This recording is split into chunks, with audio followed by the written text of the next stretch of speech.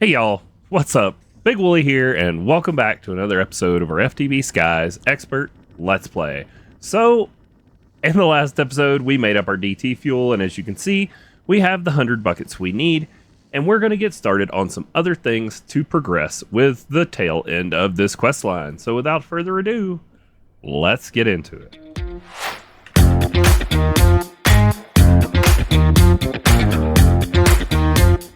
Alright, so for starters, let's go ahead and just turn in our liquid DT fuel. So we need this, and we need the task screen. So let's grab our task screen, pipe, configurator, bam. So now it's done. Then we can do this to drain back the excess.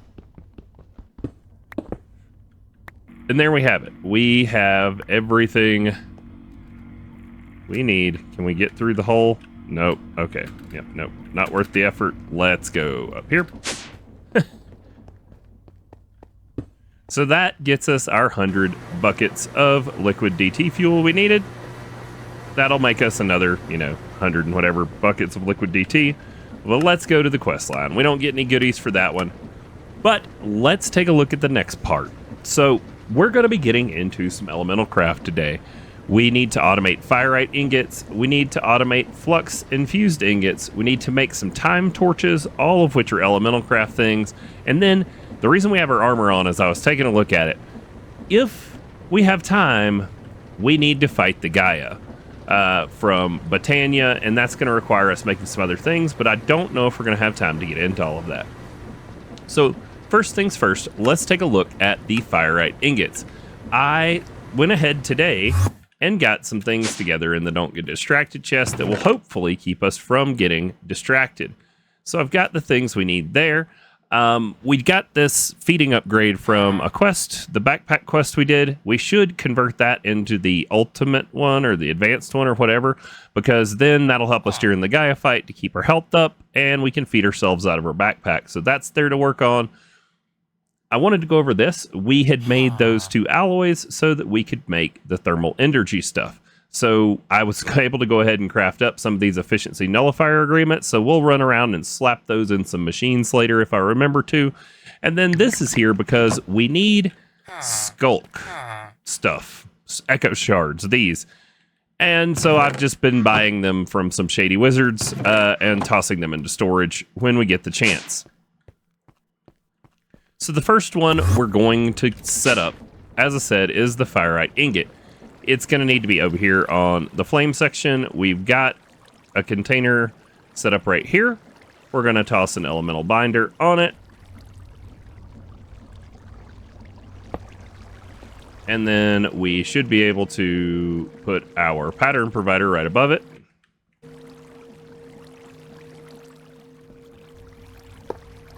And then we just need some cables.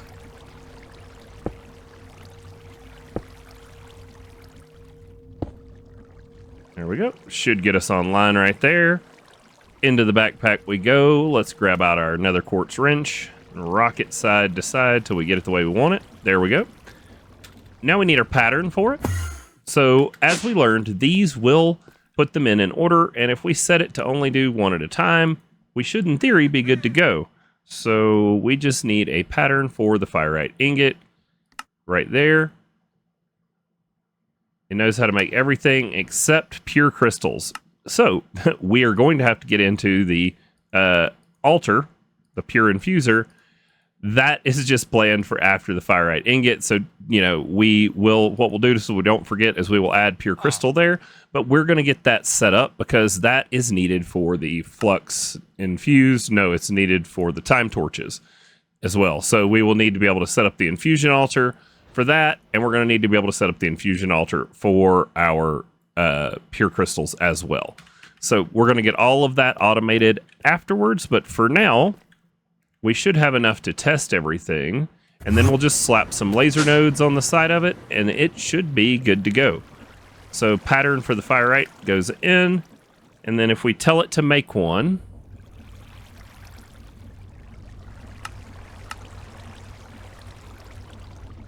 bam, Now, we want to tell it to only do one at a time. That could have been bad, but it's been crafted. Now, we need a couple of laser nodes. We need our laser wrench. And a filter. Card holder. Where'd you go? There you are. Okay. So the laser nodes are going to need to go here and here. And then this one is going to need to extract from this side. We're going to put a filter in it. Extract fireite ingot. Okay. And then we'll tell it can do that. And then this one is going to need to not throw things on the ground. Where did that go? This one is going to need to insert, and there we have it. So now fireite should be automated. Let's tell it to make, what did it say we needed? 128, 256, what was it? 256. Now, pure crystals. We only have 4, so we can't tell it to make 256 until we get our pure crystals automated, but there we have it. So fireite is set up and ready to go. Now, the pure altar is going to be interesting, and some of you may have already noticed there's a ceiling here now. So we need to pull out of these infinite containers, and we need to feed the infusion altar setup. And I thought the easiest way to do that might be just to bring it through the roof to the upstairs. So I put a floor down, and this is the top of our little hill. And what I think we ought to do is we ought to just work on sending some element pipe up and through, or up and try and get everything where we need it. Let's start with the infusion altar. Let's go up there and place it down kind of where we want it. So let's look. If we go up, we kind of want this centered right above us this way. So let's take the pure one, because once you put down the pure, it'll show you where the other altars need to go. Let's go... Hold on, let's see. How far over are they? I don't know, 1, 2, 3, 4, 5. Let's go 6 blocks. 1, 2, 3, 4, 5, 6. Ah, those are under. So we need to come... Let's go back a couple, like here, maybe? All right, that gets everything. Oh, that's right on top of here, though. Let's shift it a block. 2 blocks. There we go. That looks bearable. So let's look at what order these are. So green, blue, white, and orange. So green. This. Oh, I had put it in the right spot. Earth is green. Blue, or orange is in this. Blue, water, and air. And that should get them relatively close. So now what we're going to do is we're going to break out the ceiling here. Oh, we landed right on a pipe. That is unfortunate. Oh, this one's right on a pipe too. All right, well, we will deal with it. So let's go downstairs and let's get some of this elemental pipe connected up. There we have it. Now our infusion altar is fully fueled and ready for us to automate. So automating this one is probably going to be a task better served for modular routers, similar to how we did the enchanting apparatus here with the modular router, sending the recipes over. So give me a few minutes to get some things together, and we will work on the 2 recipes we need to get tied in here to our infusion altar. All right, so here we are. I had brought a cable over, stuck a pattern provider down, aimed it up into a modular router, and we have our infusion altar. So there's a couple recipes we needed to automate, pure crystal being one of them. So we need to send the correct crystal to each of the element pedestals here, and then it can craft the pure crystals. Now, we may be going down a rabbit hole in this, but I don't think I need to make you guys watch it. I can just show it to you later. I don't think we have all of the different element crystals being crafted or craftable for us, so we're going to have to work on that. But that shouldn't be a big deal. It's stuff you guys have seen, and I'll either set it up in a dedicated setup or set it up on a pattern provider. Either one, and I will show you once it's done. But we should have enough of the crystals to make everything we need for today's recipe.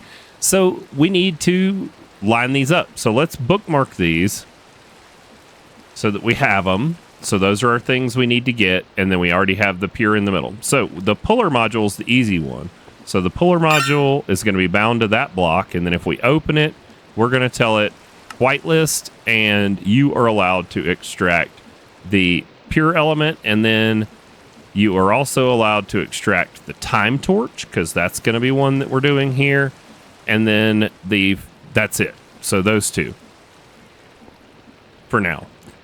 Then we're going to put it in. So now we have a puller module that can pull items back out of here. Oh, we're going to need one more. We're going to need a sender module to send our finished products back down to the pattern provider. I forgot about that. Let me just do it while we're here. Sender module. Clear it. And then it's going to go for here. And then it is going to have a whitelist, and it's going to be able to send the pure crystal and the time torch back to here. There we go. So that's the sender module for this one. You're gonna be able to send the finished product back there. Now, the only problem we're gonna have is if any of these take a pure crystal in their recipe, but hopefully they don't. So this one here, we need desh rods, which I already added the pattern for. It's just desh, stick it in your machine with your rod mold, and it comes out that. And then these are all automatically being created. So let's set up our sender modules for all of those. I think we're one short. Oh, but I have one more in storage. Cool. So we're going to need a sender module for each of these. So let's separate them out. So air is going to get a whitelist, and you are going to get air crystals, and you are going to get air essence. Cool. Now we can toss that in.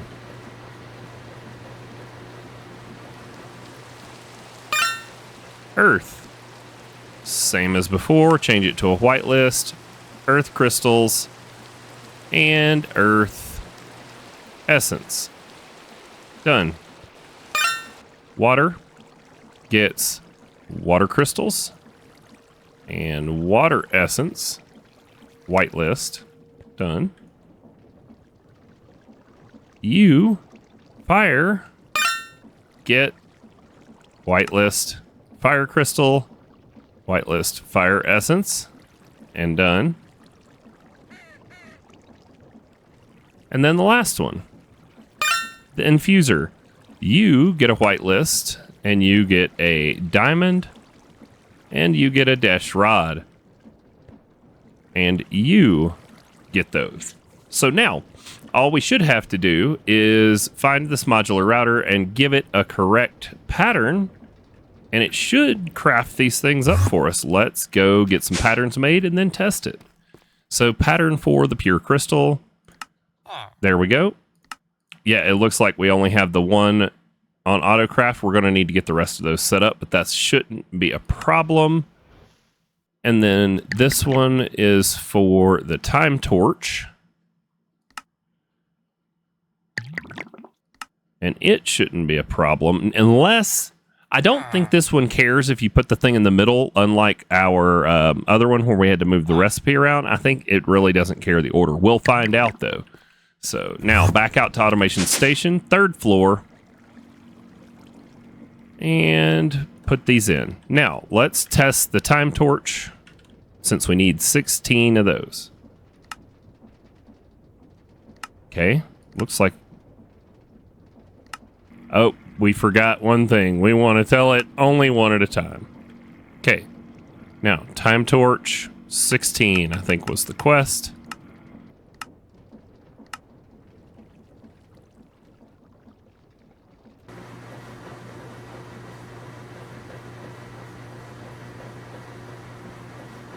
Oh, our puller.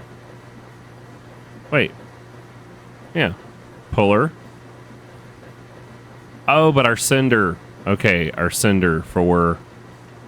No? That should be fine. Oh, this is the problem.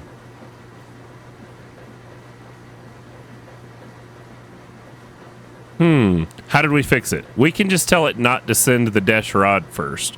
So let's go do that. We'll go take the center item out of each one and put it at the end. Okay, let's grab our recipes. Let's go over here. Oh, 2 floors down. Let's go over here and cancel the craft. We're still going to have to get that one dash rod out of there. And now, so my theory is this, and I think this is what we did on the other one, and I just had forgotten, is we're going to move the item that goes in the middle to the end. Since all of the outer ones get cleared each time, we should, it should then be good to go. So if we take out the dash rod, and then we go dash rod, and we tell it to go at the end,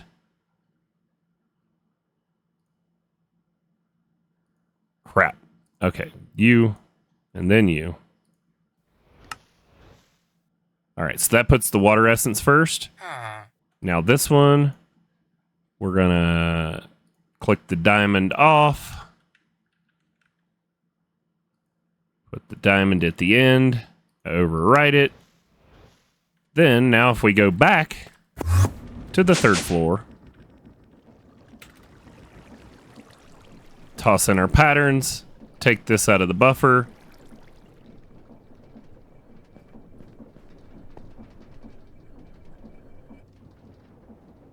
and then we should, since it had already sent that craft request, we can add one of those, make another time torch, and that seems to be working. So now we need 14 more. Let's see if it keeps them going. So the reason we want it to do the outside first, I think I covered it a second ago, but just in case it didn't come across, you want to do the outside first so that it can work on sending those, and then it can hopefully get that through the buffer. Nope.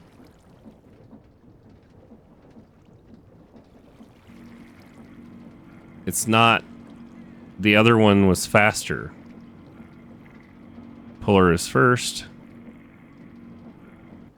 Redstone mode always. Let's go look at our setup, see if we can figure out what's different. This is still not working. I mean, worst case scenario, we just set up a second modular router to do it. So distributor module, sender module, puller module, sender module.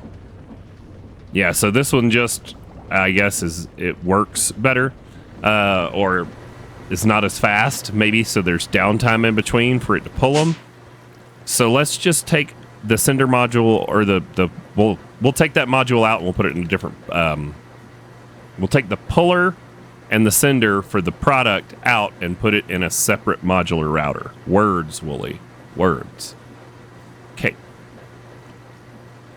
So this modular router can go right here.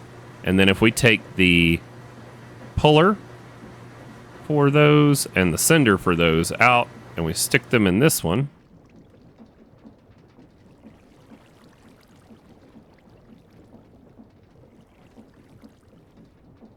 there we go.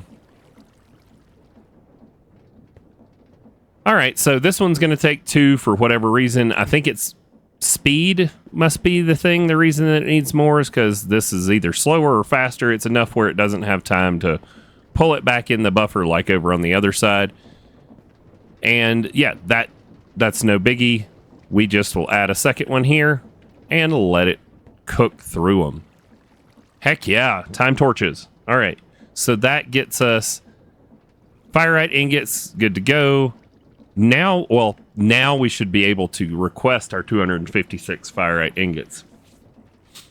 That's also going to test something, though. So let's go see fireite ingot here. Blocking mode. All right, here's what I want to do. I want to take all the pure crystals out of the system. And then fireite ingot takes a pure crystal. I want to tell it to make one and see if it screws up the order. So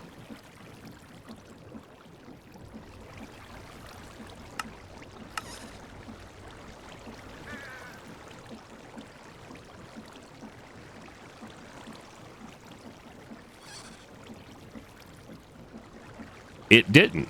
Now, will it with multiples? We need 256. 260.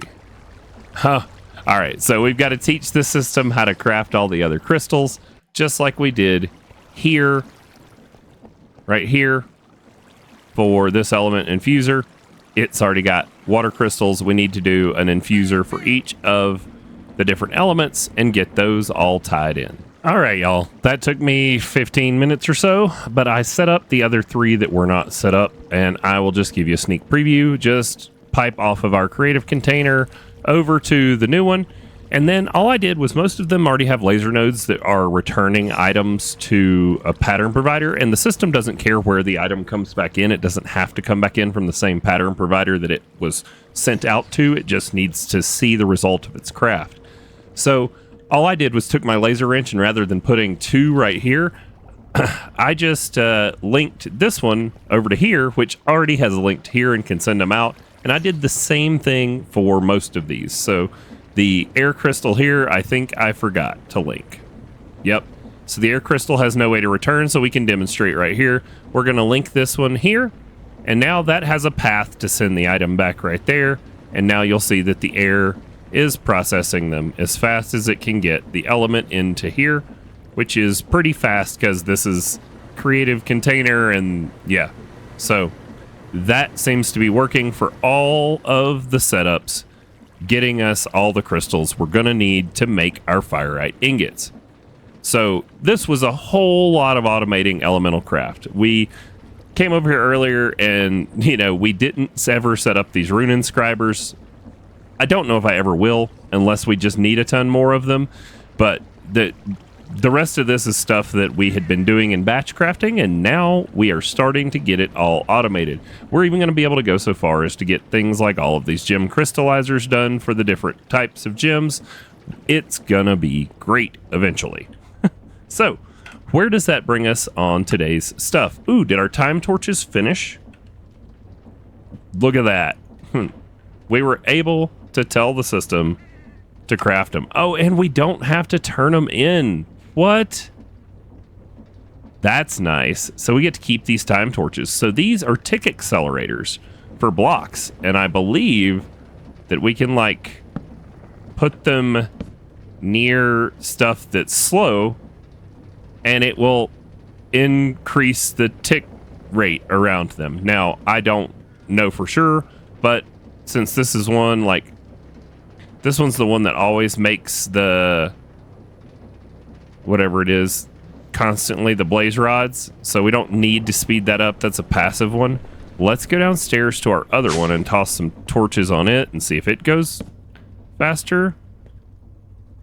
I have no idea how it works, but there we go. We'll have to learn more about these time torches together. But that gets one thing marked off on the next here. We have everything in place to get our craft going once the crystals finish for the fireite ingots. Now, flux infused ingots. So, flux infused ingots, they take fireite ingots to make. So, this quest is essentially asking us to make 512 fireite ingots total. All right, it is what it is. Creative rune from Elemental Craft. Limited to 1. Speed 1000%. Interesting. I have no idea what that does, but it might speed up some of our Elemental Craft stuff. Next one. We're going to need to make some more unstable ingots. Dimensional shards. We're getting those, right? Oh, yeah, we got plenty of those. Eyes of Ender. We should have Ender Pearls for days. And we should have blaze rods for days. So, yeah, we can make the 1,000 Eyes of Ender, no problem. 16. Oh, look at this. Ender cores. It counts ones it sees in your inventory, and you don't have to turn those in. So we'll be able to knock that right out. So the only thing we're going to have to figure out is the third eye from Botania, which looks like nothing too crazy. So we're going to be able to breeze right through another one of these tomorrow. But for today, let's go look at this gear. Now, for some of you who are really late into this pack, they changed the runes and the gems. We were getting gems early on, and I've been storing them this whole time because, you know, they help improve your gear. Now, there is a path to craft them, and if I don't have to, I don't think I will, just because, you know, I'm 4.5 months into this pack, and I think I've earned the right to not have to craft them if I have what I need. But if I don't have what I need, we'll go through the crafting process to get ourselves some gear that is capable of taking on the Gaia. So, main thing we want to do here is we've got a pretty decent set. We've got netherite, you know, we've got some sockets on here to put some gems into to make it better from apotheosis. We don't have any enchants on them yet. We could reforge them if we wanted to, but let's see, Godforge. Yeah, we have 17, so we could reforge one because we need 16 for right there. So we could do a reforge on a piece if we need to, but let's go take a look at gems. Well, we don't have to go anywhere. So what is it, gem? So these gems are these ones here. So Warlord for do we have sockets on our weapon? We do. So what does this one give me? Warlord. Crit damage. Ooh, and a chest plate. It gives 10% max health. Yes, you're going in a chest plate. Oh, we have 4 of them. Oh, and these are chipped. These aren't even the best. All right, well, I guess we'll have to see if we've got like some of the perfects and stuff. Let's see. All right, I'm going to go through and pick out a bunch of stuff, and I'll show you when I got it all done. Well, y'all, I can't figure out why this is not letting me. From the way I understand it, I should be able to put in any one of these sets of rarity materials, and it should let me upgrade it. But it's telling me it's missing an input, and I've tried putting in extra jewels. I tried crafting some of the jewels, and they came up error gem with no bonus and didn't have any info. They would not go into this table at all. So I'm not sure. I'm not sure if maybe this is broken or I'm missing something. If you guys know, let me know in the comments. But for now, just to get our armor good to go, we are going to toss in this 2 armor gem onto our leggings. And so let's take a look. Oh, look at that. We've got more armor, but we put in 10% max health, 4 max health on the chest plate. We put in 10% attack damage on our helmet. More max health and armor on our leggings. We got dodge chance and armor on our boots. And our sword got a 75% lifesteal, 4% crit chance, 3.5 attack damage, and 35% crit chance. So got lots of crit added, some lifesteal, everything else. Then all we have left is we're going to need to enchant up our gear here. So we're going to see how high of a level enchanting table we can get going. But that'll have to be for the next time. Thank you guys so much for watching. I hope you were able to follow along in today's video and get some help in your worlds. I really appreciate you guys, and just want to let you know that if you enjoyed it, hit that like button, and if you're not already, please subscribe. There's like half of y'all that watch that aren't, and I would really love it if you would hit that button for me. So thank you so much, and we will see you all next time.